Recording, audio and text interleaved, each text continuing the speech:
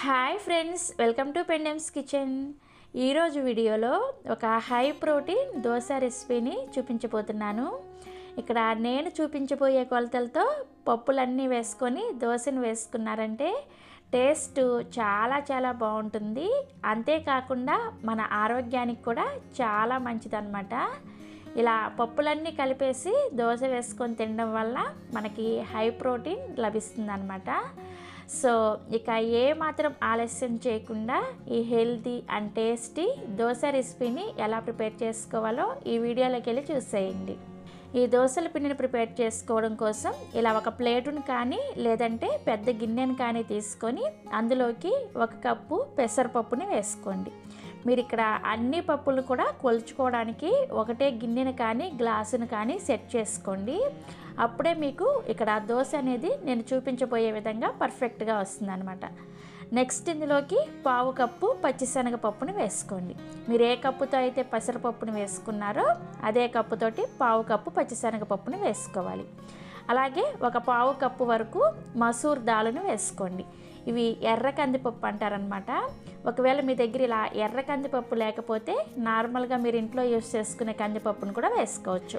Next ఇందులోకి 1/4 cup వరకు ముడి పెసలని వేసుకోండి. అలాగే 1/4 కప్పు వరకు సగ్గు బియ్యాన్ని వేసుకోండి. నేను ఇక్కడ కొంచెం లావుగా ఉండే సగ్గు బియ్యాన్ని వేసుకుంటున్నాను. మీరు కావాలంటే కొంచెం చిన్నగా ఉండే సగ్గు బియ్యం అయినా సరే వేసుకోవచ్చు. ఏవైనా సరే 1/4 కప్పు వేసుకోండి. నెక్స్ట్ ఇందులోకి 1 అరకప్పు బియ్యాన్ని వేసుకోండి. నేను ఇక్కడ ఇడ్లీ బియ్యాన్ని వేసుకున్నాను. మీరు కావాలంటే దోశల బియ్యాన్ని కానీ రేషన్ బియ్యాన్ని కానీ లేదంటే బ్రౌన్ రైస్ని కానీ ఏవైనా సరే మీరు ఇంట్లో ఏవి వాడుకుంటారో అవి వేసుకోవచ్చు. ఇలా బియ్యాన్ని కూడా వేసుకున్న తర్వాత 1/4 కప్పు వరకు మినపగుళ్ళను వేసుకోండి. నెక్స్ట్ ఇందులోకి 1 టేబుల్ స్పూన్ వరకు మెంతుల్ని వేసుకోండి. సో నేను ఇక్కడ వేసిన పప్పులన్నింటినీ కూడా మరలా ఒకసారి రిపీట్ చేస్తాను చూడండి. 1 కప్పు పెసరపప్పు, 1/4 కప్పు పచ్చిశనగపప్పు, 1/4 కప్పు మసూర్ దాల్ లేదంటే కందిపప్పు, 1/4 కప్పు ముడి పెసలు, 1/4 కప్పు సగ్గు బియ్యం, 1/2 కప్పు బియ్యం, అలాగే 1/4 కప్పు మినపగుళ్ళు, 1 టేబుల్ స్పూన్ మెంతులు. ఇక్కడ మీకు చూపించడం కోసం నేను ఇలా ఒక పెద్ద ప్లేట్లో వేసుకొని చూపించాను. వీటన్నింటిని కూడా ఒక పెద్ద గిన్నెలోకి వేసుకోండి. వేసుకొని వీటిని 2-3 సార్లు శుభ్రంగా నీళ్ళతో కడిగేసి ఆ నీళ్ళన్నీ కూడా వంచేసి మళ్ళీ తిరిగి ఇవన్నీ పప్పులన్నీ కూడా మునిగేంత వరకు నీళ్ళని పోసుకోండి. ఇలా నీళ్ళని పోసుకున్న తర్వాత దీని మీద మూత పెట్టేసి ఈ పప్పుల్ని ఒక రాత్రి అంతా కూడా నానబెట్టుకోండి.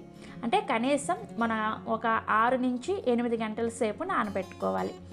సో ఇక్కడ నేను మీకు నైట్ అంతా కూడా పప్పులు నానిపోయిన తర్వాత ఉదయాన్నే చూపిస్తున్నాను చూసారా, మనకి పప్పులన్నీ కూడా చక్కగా నానిపోయాయి. ఇప్పుడు వీటిని గ్రైండ్ చేసుకోవడం కోసం ఒక మిక్సీ జార్ని తీసుకొని అందులోకి ఈ నానబెట్టుకున్న పప్పులన్నింటినీ కూడా మీ మిక్సీ జార్కి సరిపడా వేసుకోండి.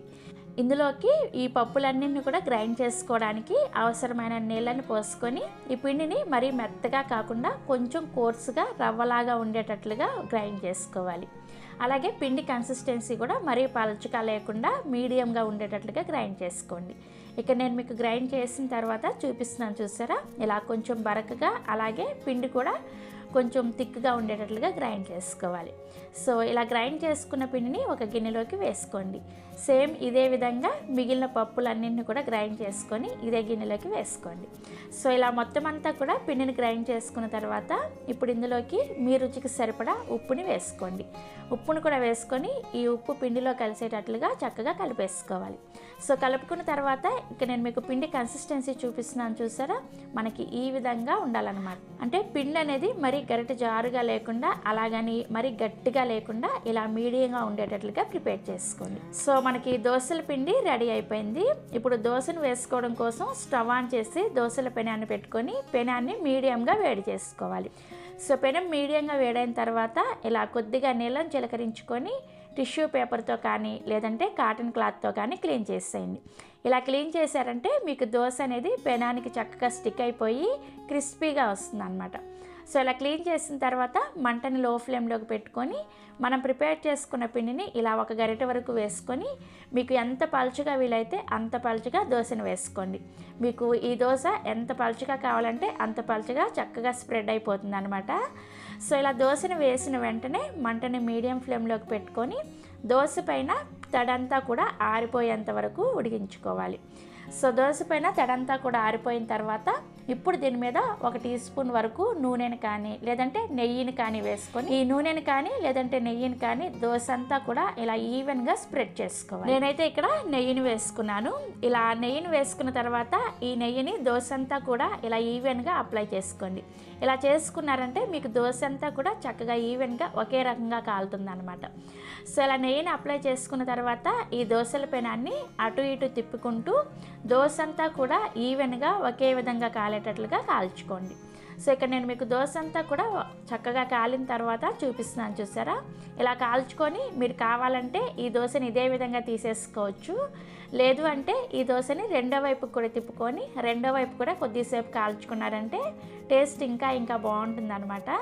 సో నేనైతే ఇలా మల్టీగ్రెయిన్ దోశను వేసుకున్నప్పుడు రెండు వైపులు కూడా ఇలా చక్కగా కాల్చుకొని తీసుకుంటాను. టేస్ట్ చాలా బాగుంటుంది. సో ఇలా రెండు వైపులు చక్కగా దోశ కాలిన తర్వాత మీకు నచ్చిన షేప్లో ఫోల్డ్ చేసుకొని సర్వింగ్ ప్లేట్లోకి తీసుకోండి. సేమ్ ఇదే విధంగా మిగిలిన పిండితో కూడా మీకు ఎన్ని దోశలు కావాలంటే అన్ని దోశలను వేసుకోండి. కాకపోతే మీకు క్రిస్పీ దోశ కావాలంటే ప్రతిసారి కూడా ఈ విధంగా ప్యాన్ మీద నీళ్ళను చిలకరించుకొని క్లీన్ చేసుకున్న తర్వాత మాత్రమే దోశను వేసుకోవాలి. సో ఇలా మీకు కావలసిన దోశలు వేసుకున్న తర్వాత మీకు నచ్చిన చట్నీతో సర్వ్ చేసుకోండి. నేనైతే పల్లీ చట్నీతో సర్వ్ చేసుకున్నాను. ఈ పల్లీ చట్నీ రెసిపీ కావాలంటే ఈ వీడియో కింద డిస్క్రిప్షన్లో లింక్ ఇస్తాను, ఒకసారి చెక్ చేయండి. అలాగే మీరు దోశలు వేసుకున్న తర్వాత మీకు ఒకవేళ దోశల పిండి మిగిలితే ఫ్రిడ్జ్లో పెట్టేసుకొని చక్కగా 2 రోజుల వరకు మీరు ఈ పిండితో దోశలు వేసుకోవచ్చు. సో చూసారు కదా, మీరు కూడా తప్పకుండా ఇలా హెల్దీ హై ప్రోటీన్ దోశ రెసిపీని ట్రై చేసి చూడండి. చాలా టేస్టీగా ఉంటుంది. టేస్టే కాదు, మన హెల్త్కి కూడా చాలా మంచిది. సో ట్రై చేస్తారు కదా, ట్రై చేసిన తర్వాత టేస్ట్ ఎలా అనిపించిందో కింద కామెంట్ సెక్షన్లో నాతో షేర్ చేసుకోండి.